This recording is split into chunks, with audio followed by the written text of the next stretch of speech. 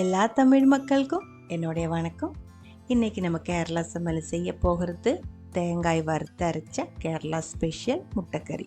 இது செய்யும்போது இதே மெத்தடில் கொஞ்சம் கொஞ்சம் வித்தியாசமாக கூட செஞ்சுக்கலாம்.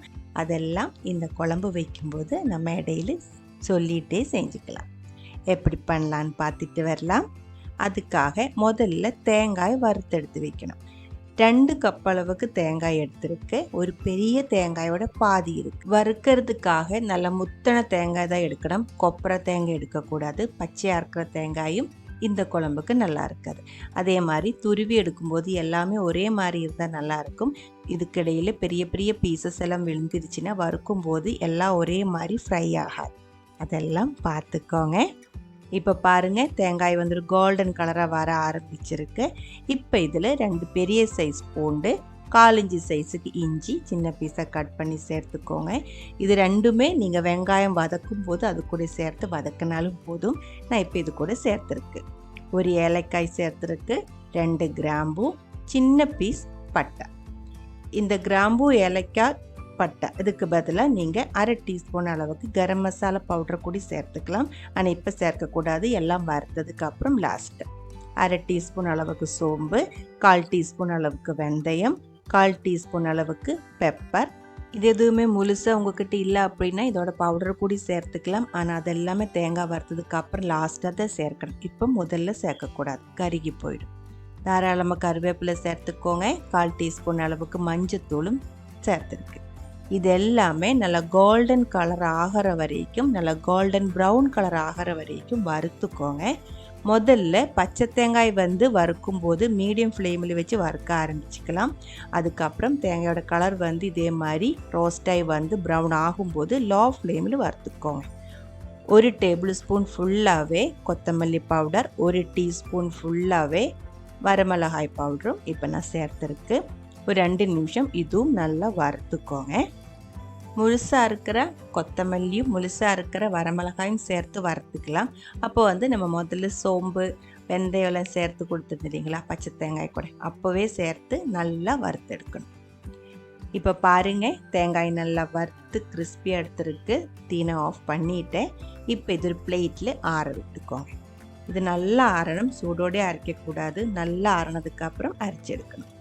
வதக்கிறதுக்காக 2 பெரிய சைஸ் வெங்காயம், 2 சின்ன சைஸ் தக்காளி எடுக்கும்போது கொஞ்சம் புளிப்பாக இருக்கிற தக்காளி எடுத்துக்கோங்க. இல்லை இருந்தால் நம்ம எக்ஸ்ட்ரா இந்த குழம்புக்கு புளி ஊற்ற வேண்டியது இருக்கும். இந்த தக்காளி நல்ல புளிப்பாக இருக்குது, அதனால நான் எக்ஸ்ட்ரா புளி இதில் ஊற்றலை. புளி ஊற்றி செய்கிறதோட தக்காளியோட புளிப்பு தான் இந்த குழம்புக்கு டேஸ்ட்டாக இருக்கும். காரத்துக்கு தகுந்த மாதிரி 8 to 10 பச்சை மிளகாய், கொஞ்சம் கருவேப்பிலை.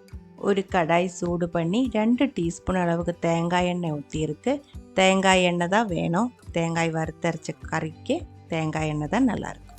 1 டீஸ்பூன் அளவுக்கு கடுகு போட்டு வெடிச்சதுக்கப்புறம் நம்ம கட் பண்ணி வச்ச பெரிய 2 வெங்காயம், பச்சை மிளகாய், கருவேப்பிலை. வெங்காயம் சின்ன சைஸாக நைஸாக கட் பண்ணி எடுத்துக்கோங்க. நல்லா வதக்கிடலாம். நான் இதில் 1 டீஸ்பூன் அளவுக்கு உப்பு உடிப்பு சேர்த்து நல்லா வதக்கிறேன். அப்போ வந்து சீக்கிரம் வதக்கி எடுக்க முடியும். நல்லா வதக்கி லோ ஃப்ளேமில் மூடி வச்சுக்கோங்க. வெங்காயம் கொஞ்சம் வேகட்டும். அதுக்குள்ளே நம்ம தேங்காய் வந்துட்டு அரைச்சி எடுத்துக்கலாம். பருத்த தேங்காய் தண்ணி ஊற்றாமல் மிக்சியில் எப்படி அரைச்செடுக்கலான்னு இப்போ நான் காமிச்சு தர்றேன். சின்ன மிக்சி ஜார் தான் எடுத்துருக்கு. சுத்தமாக தண்ணி இருக்கக்கூடாது. மிக்சி ஜாரில் நல்லா தொடச்சி எடுத்துக்கோங்க. அதுக்கப்புறம் தேங்காய் இதுக்குள்ளே போட்டு மிக்சியில் லோ ஃப்ளேமில் அரைச்சிட்டே இருங்க. முதல்ல இது பவுடர் ஆகிடும். அதுக்கப்புறம் இதிலிருந்து எண்ணெய் பிரிஞ்சு வர ஆரம்பிக்கும். இதே மாதிரி நம்ம அரைச்சிட்டே இருக்கும்போது மிக்ஸி ஜார் சில டைம் சூடாகிறதுக்கான வாய்ப்பு இருக்குது. எல்லா பிராண்டுமே இல்லை, சில மிக்சியோட பிராண்டு வந்து சூடாகிடும். அது ஒன்றும் பிரச்சனை இல்லை, இருந்தாலும் நம்ம அரைச்சிக்கலாம். ஓரமாக இருக்கிறது இடையில இதே மாதிரி ஓப்பன் பண்ணி தட்டி விடுங்க. மறுபடியும் அரைச்சிட்டே இருங்க.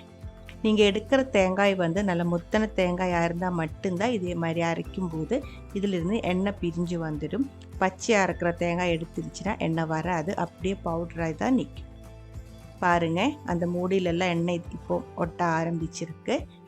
அது இருக்கிற தேங்காய் வந்து நல்லா அரைஞ்சிருக்கு, எண்ணெயும் பிரிஞ்சு வந்திருக்கு. பாருங்கள், நீங்கள் எடுக்கிற தேங்காய் நிறைய எண்ணெய் இருக்குது அப்படின்னா இதே மாதிரி இல்லை, இன்னும் நல்லா தண்ணி மாதிரி எண்ணெய் மாதிரி இது வந்து அரைச்சிருக்க முடியும். இதுக்கு முன்னாடி நம்ம நிறைய குழம்போட ரெசிபி வறுத்தரைச்சி தேங்காய் வச்சுட்டு அப்லோட் பண்ணியிருந்தேன். இப்போ வந்து நிறைய பேருக்கு இதே மாதிரி செஞ்சுட்டு வரல அப்படின்னு சொன்னதுனால தான் நான் இப்போ மிக்சியில் அரைக்கிறது கூட இதில் இன்க்ளூட் பண்ணியிருக்கேன். பாருங்கள், நம்ம அவ்வளோ தேங்காய் அரைச்சிட்டு நமக்கு ஒரு 3-4 டேபிள் ஸ்பூன் தான் கிடச்சிருக்கு. அதுக்குள்ளே வெங்காயம் நல்லா வெந்திருக்கு, நல்லா வதக்கிக்கோங்க. நம்ம கட் பண்ணி எடுத்து வச்ச தக்காளி சின்ன பீஸை கட் பண்ணி அதுவும் இதுக்குள்ளே இப்போ சேர்த்துக்கலாம். நான் முதல்ல சொல்லியிருந்தேன் தக்காளி புளிப்பாக இருக்கிறத எடுத்துக்கோங்க. புளிப்பாக இருக்கிற தக்காளி நீங்கள் எடுக்கலை அப்படின்னா ஒரு சின்ன நெல்லிக்காய் சைஸுக்கு புளி ஊற வச்சுட்டு அதுவும் கூட கரைச்சதில் ஊற்ற வேண்டியது இருக்கும். நல்லா மிக்ஸ் பண்ணி மூடி வச்சுக்கோங்க. உப்பு வேணால் நீங்கள் இப்போ ஆட் பண்ணி கொடுத்துக்கலாம். தக்காளி நல்லா வேகணும், வேகிற வரைக்கும் அப்படியே லோ ஃப்ளேமில் மூடி வச்சுக்கோங்க. அதுக்கப்புறம் ஓப்பன் பண்ணி நல்லா வதக்கி தக்காளி வெந்துருச்சுன்னா அது நல்லா உடச்சி விட்டுக்கோங்க. அந்த கரண்டி வச்சுட்டு நல்லா உடச்சி விட்டுக்கோங்க.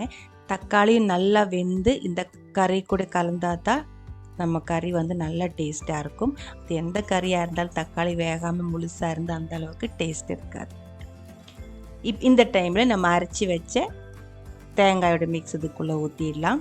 ஒரு 3-4 டேபிள் ஸ்பூன் தான் இருக்கும். பார்க்கும்போது குவான்டிட்டி பார்த்துட்டு கம்மியாக இருக்குதுன்னு நினைக்காதீங்க. இது வந்து கலக்கி எடுக்கும்போது நிறைய இருக்கும். தேவையான அளவுக்கு தண்ணி ஊற்றி கலக்கி எடுத்துக்கோங்க. இதில் இப்போ நான் வந்துட்டு 2 கப் அளவுக்கு தண்ணி சேர்க்குறேன். நீங்கள் ஊற்றும்போது உங்களுக்கு எவ்வளோ திக்னஸ் வேணுமோ, கிரேவி எந்த அளவுக்கு கட்டியாக இருக்கணுமோ அது பார்த்துட்டு ஊற்றிக்கோங்க.